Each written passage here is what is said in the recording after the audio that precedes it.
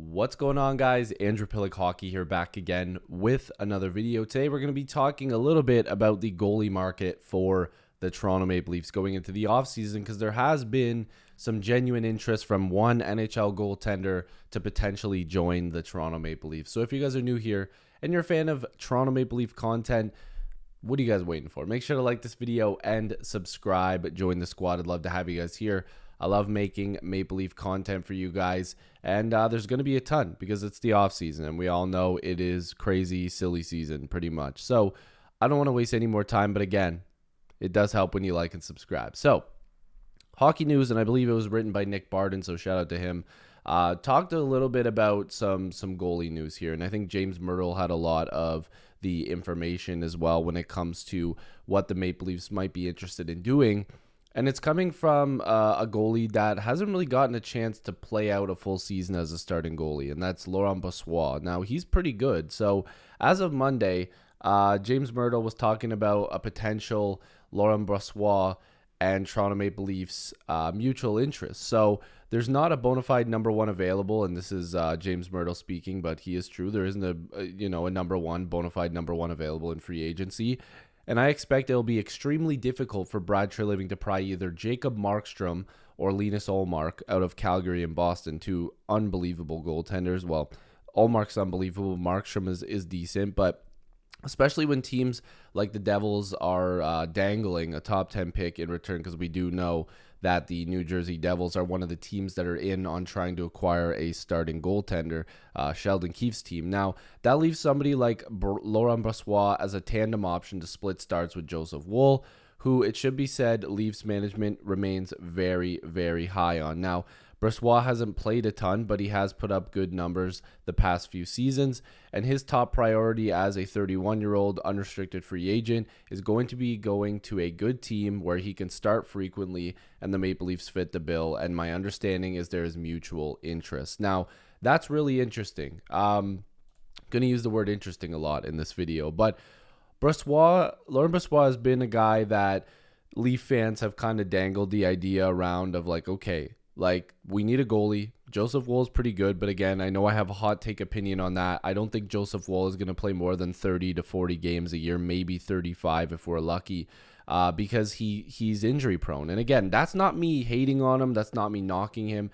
You know, junior career, pro career, this guy has been hurt quite a lot, and Leafs management shouldn't expect Joseph Woll to be the number one starting goaltender next year that's going to play 40 to 50 games, because he can't handle that. And unfortunately, again, I'm not trying to be rude, but that's just the truth so far. He has to prove everybody wrong. But Brossoit, he hasn't played that many games, so we'll have to see if he is able to do it. That's the other thing, right? Like, we're going to talk about Brossoit and his numbers and everything here in a second, but I'm not just going to sit here and act like Brossoit is going to be the savior that's going to help the Leafs get over the hump and play all these 40 to 50 games and everything's going to be fine.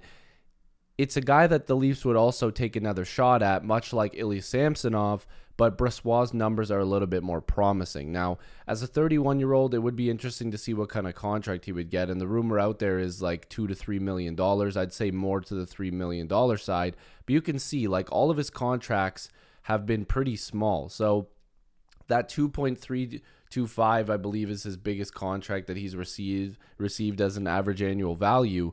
But last year was a $1.75 million cap hit as like a prove yourself deal with the Jets. Now you can see his numbers. Like, this guy has been pretty rock solid since the 2020-2021 season, and he was with the Jets, and then he went to Vegas for a little bit, played really well there as well.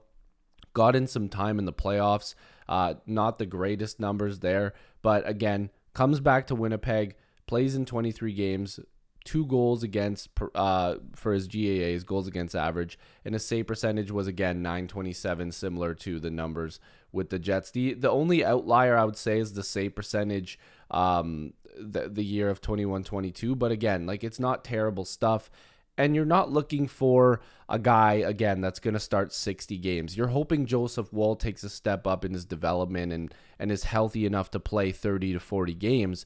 but you also bring in a guy like Brossoit, who maybe will make a little bit less than Ilya Samsonov did, and then you can also re-sign Martin Jones as your third goalie. You can run that back as a guy as like the, okay, maybe it's not working out, let's give Martin Jones 10 to 15 games because, you know, he's a veteran. He's proven that he can at least get in those games and give the Leafs meaningful minutes.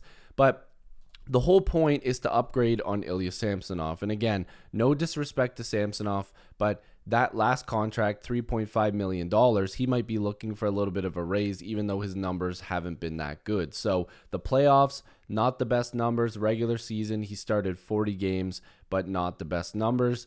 That last year, 22-23, he was absolutely fantastic during the regular season, but again, in the playoffs, wasn't really the greatest. So the Leafs need an upgrade on this position. They have to help out this guy here, Joseph Woll, who's only 25 years old. So again, a guy that's looking to prove himself. But he's definitely going to have a cheaper cap hit. The Leafs will get him at a pretty decent number, I'm sure. But 25 games played. You know, he's had pretty damn good playoff numbers in the limited amount that he's played, but he's been really consistent even in junior hockey and leading into the regular season with the Toronto Maple Leafs. So this is a guy that I think you can be excited about. And me talking about Woll, I'm not trying to discredit him in any way, but he needs to prove that he can play 30 to 40 games. And if you can get 35 games out of Joseph Woll and then another 30 out of Brossoit, and then you just fill in the gaps with like a Martin Jones or like another guy in the Marlies or something like that, just to fill in a few games, I don't think the Leafs would be against that. But the Leafs need a guy that can play 40 to 45 games. And maybe Brossoit can handle that. Maybe Woll can handle it. Maybe they'll battle back and forth every night to be a really good tandem that can play a full season. Each of them could. So that would be wishful thinking, each of them playing like 35 plus games if the Leafs were able to acquire a guy like Brossoit. But they need to upgrade on that goalie position no matter what. I don't know if I'm making a video about Markstrom before or after this, so you guys will know if you've already seen the Markstrom video. But apparently the Leafs have interest in him as well. I would like the Leafs to invest in a goalie, but I don't know if Markstrom's the guy.